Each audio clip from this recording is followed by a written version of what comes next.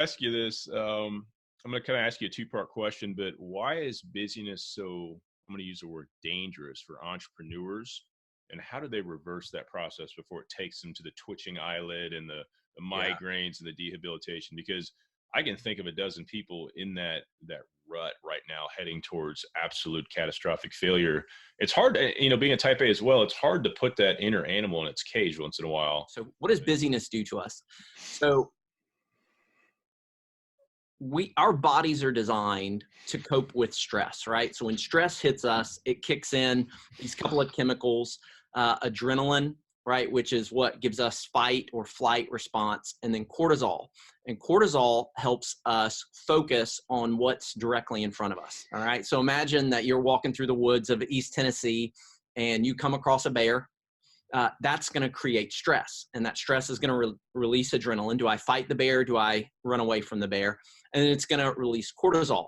And what cortisol does is increases your fear, and it makes you concentrate just on the bear that is directly in front of you, right? You're not thinking about your 10-year goals at that moment. You're thinking about in front of you. That is all you care about. Oh, that's great. So adrenaline and cortisol are there to help us deal with the bear.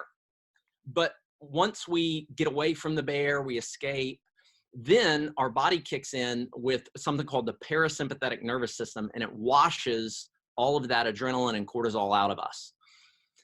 And that's designed to help us recover. If you've ever, run across a bear, a couple of hours later, you're going to have this moment of exhaustion, and that's your parasympathetic nervous system. So this is what busyness does. Busyness introduces stress. And by the way, our bodies can't tell the difference between what's bad stress, like distress, like I'm running across a bear, or good stress, what's known as eustress, like I have an exciting project that I'm working on. Our bodies can't tell the difference in that. So busyness introduces stress. We've got a project, we've got a deadline, something's coming up, right? Got overlapping appointments. It introduces stress, it releases adrenaline and cortisol, but right when once we deal with that stress, our body should wash all of those toxins out of us, but instead, we introduce another stress into our lives. We go straight into another appointment, another project, we don't give ourselves any time to recover.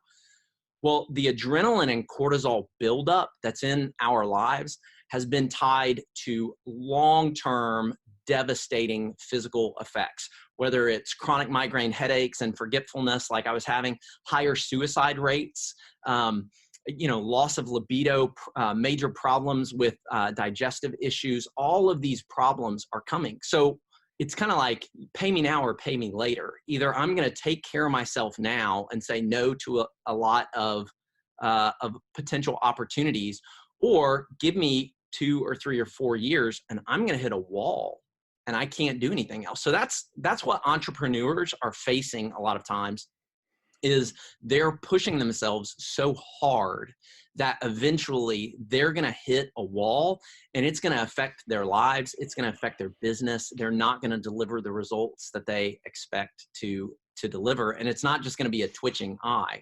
Eventually it's going to be, and I've talked to so many leaders who have had this, it's going to be a crash, an absolute physical crash.